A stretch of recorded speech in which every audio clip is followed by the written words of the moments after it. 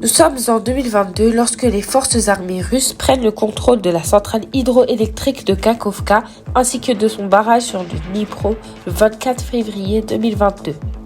Cela crée le réservoir de Kakhovka qui fournit de l'eau à la rive gauche du Dnipro, à la Crimée et refroidit la centrale nucléaire de Zaporijia. Ce réservoir est également crucial pour l'approvisionnement en eau des vastes zones agricoles du sud de l'Ukraine et du nord de la Crimée via le canal de Crimée du Nord.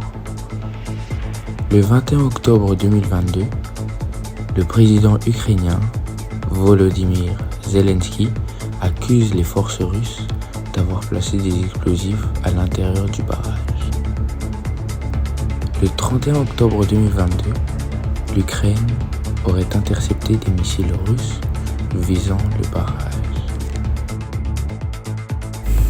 En novembre 2022, les forces russes ouvrent les vannes du barrage, provoquant une baisse du niveau du réservoir à son point le plus bas en 30 ans.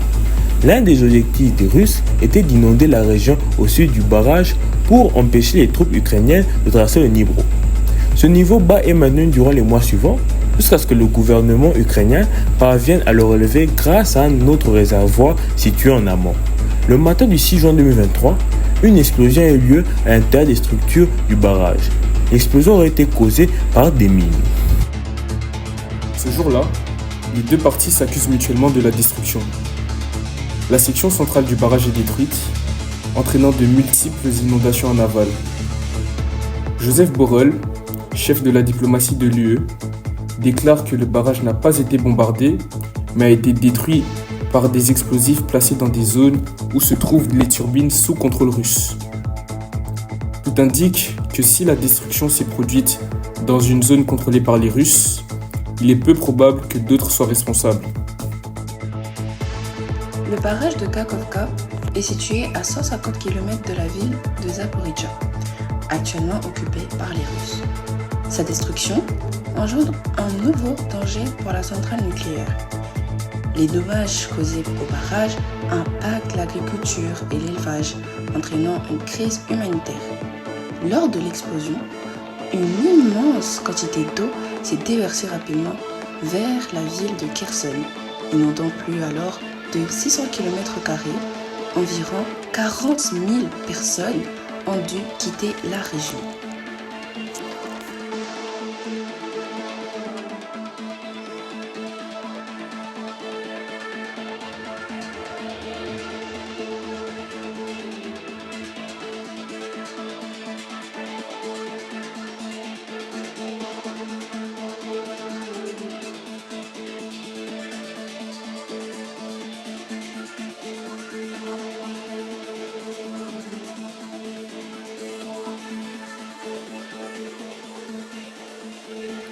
À la suite des inondations, 48 zones naturelles protégées, dont 3 grands parcs nationaux, ont été gravement endommagées.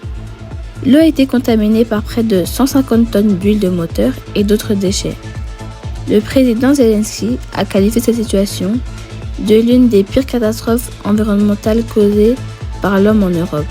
En conclusion, la destruction du barrage de Kakhovka a engendré d'énormes problèmes en Ukraine, touchant la population, l'environnement et aussi a provoqué une crise mondiale.